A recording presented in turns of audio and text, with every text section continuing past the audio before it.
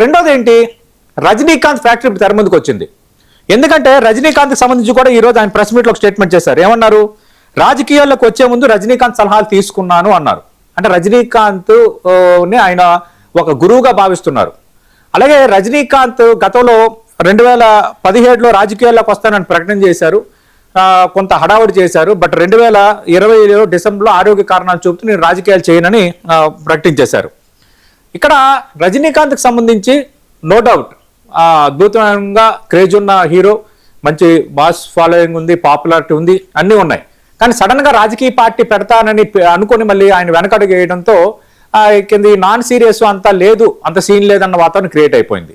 మొన్న విజయ్ గెలిచిన తర్వాత రజనీకాంత్ కొన్ని స్టేట్మెంట్స్ చేశారు. అంటే అది నా స్థానం, నేను కూడా పోటీ చేసి ఉంటే, నేను రాజకీయ పార్టీ పెట్టి ఉంటే నాకు కూడా ఫలితాలు వచ్చేవని అర్థంగా మాట్లాడారు.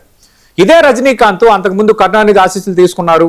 కరుణానిధి పార్టీ డిఎంకేకి మద్దతుగా ప్రచారం చేశారు. మొన్నటి ఎన్నికల్లో డిఎంకే ఓడిపోయిన తర్వాత స్వయంగా వెళ్లి మాజీ ముఖ్యమంత్రి స్టాలిన్ ని కలిసి కన్సోల్ అంటే ఓదార్చే ప్రయత్నం చేశారు. అంటే డిఎంకేకి రజనీకాంత్కి మంచి సంబంధాలు ఉన్నాయి. ముందు నుంచి కూడా డిఎంకేకి అనుకూలంగా ఉన్నారు.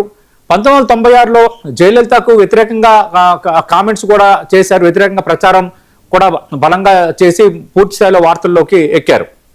అంటే ఇక్కడ రజనీకాంత్ విధానం పూర్తిగా డిఎంకేకు కొంత దగ్గరగా ఉన్న వాతావరణం. ఇప్పుడు మనం మాట్లాడుకోవాల్సింది ఏంటంటే, అన్నామలై వచ్చారు, అన్నామలై రజనీకాంత్ తన గురువుగా భావిస్తున్నారు, రజనీకాంత్ అన్నామలై కలవబోతున్నారు అనేది ఇప్పుడు చర్చ. నిజంగా అన్నామలై రజనీకాంత్ కలిస్తే తమిళనాడులో ఏం జరగచ్చు అనేది చాలా కీలకమైన అంశం.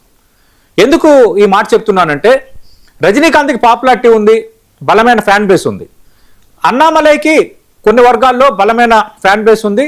ఈ బీజేపీకి సంబంధించి అలాగే హిందుత్వ అంశాలని బలంగా విశ్వసించే వర్గం కొంత అన్నామలైని బాగా లైక్ చేస్తారు. దాంతోనే కొంత పర్సెంటేజ్ గతంలో భారతీయ జనతా పార్టీకి వచ్చింది. ఇక్కడ థియరీ ఏంటంటే, రజనీకాంత్ అన్నామలై కలిస్తే తమిళనాడు రాజకీయాల్లో ప్రభావం చూపగలరా అన్నది. ఎందుకంటే నేను ఇందాక ప్రస్తావించినట్టు 1967 నుంచి కొనసాగుతున్న ద్రవిడ పాలిటిక్స్ కి ఒక్కసారిగా టీవీకి విజయ్ బ్రేక్ వేసేశారు. ఇప్పుడు అన్నామలై రజనీకాంత్ కలిస్తే కూడా నాన్ ద్రవిడ్ మోడలే ఉంటుంది. ఈ ఈక్వేషన్ లో ఇప్పుడు కొత్త శక్తులు అంటే అధికారంలో ఉన్న టీవీకే వర్సెస్ అన్నామలై పెట్టే కొత్త పార్టీ, నిజంగా రజనీకాంత్ చేతులు కలిపితే జరిగే పరిణామాలు, ఈ రెండు అంశాల మధ్య తమిళనాడు రాజకీయం ఎలా ఉండబోతుంది అనేది ఇప్పుడు కీలకమైంది. ఒకటి, వీళ్ళు ఎంతవరకు సక్సెస్ అవుతారు. విజయ్ పార్టీని ఇష్టపడిన వాళ్ళు, విజయ్ పార్టీని వ్యతిరేకంగా ఉన్నవాళ్ళు ఈ మోడల్స్ ఏం జరగబోతున్నాయి. ఎందుకంటే అన్నా డిఎంకే పార్టీలో సగం కొంత ఖాళీ అయ్యే వాతావరణం ఉంది. అన్నా డిఎంకే ఓటర్స్ కొంత డిఎంకేకి కొంత విజయ్ పార్టీకి కనెక్ట్ అయ్యే వాతావరణం, కొందరు ఎమ్మెల్యేలు ఆల్రెడీ వెళ్ళిపోయిన పరిస్థితి మనకు ఉంది. అంటే ఇక్కడ అన్నా డిఎంకే కొంచెం క్వశ్చన్ మార్కే తమిళనాడు పాలిటిక్స్ లో.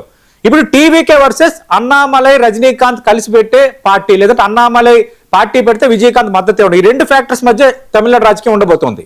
ఒకవేళ ఇదే జరిగితే డిఎంకే పరిస్థితి ఏంటనేది మూడో కీలకమైన అంశం.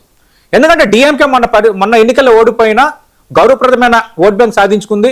డిఎంకే పార్టీ అనేది ఇంకా సస్టైనబిలిటీ ఉన్న పార్టీ. అలాగే డిఎంకే పార్టీకి ఆల్రెడీ వారసుడు ఉదయనిధి స్టాలిన్ రూపంలో ఉన్నారు. అందుకు డిఎంకేకి బలమైన కేడర్ కూడా ఉంది. ఇప్పుడు ఎలాగా మనకి తెలుగుదేశం పార్టీకి చంద్రబాబు నాయుడు తర్వాత భవిష్యత్తు లోకేష్ అనేది ఒక ఎస్టాబ్లిష్ అయిందో, బీఆర్ఎస్ పార్టీకి కేసీఆర్ తర్వాత కేటీఆర్ భవిష్యత్తుని ఎట్లా ఎస్టాబ్లిష్ అయిందో, అలాగే డిఎంకేకి భవిష్యత్తు వారసుడు, భవిష్యత్తు లీడరు, భవిష్యత్తు నాయకుడు ఉదయనిధి స్టాలిన్. అందుకు అక్కడ క్లియర్ కట్గా ఒక పిక్చర్ ఉంది. ఇప్పుడు ఈ విషయం ఎందుకు చెప్తున్నానంటే, డిఎంకేకి టీవీకే నుంచి గట్టిపోటు ఎదురైన నేపథ్యంలో ఒకవేళ అన్నామలై రజనీకాంత్ కలిస్తే అది డిఎంకే భవిష్యత్తుకి అడ్డంకిగా మారుతుందా, డిఎంకే కూడా కొంత ఇబ్బందికర వాతావరణంలోకి నెట్టబడుతుంది అన్నది.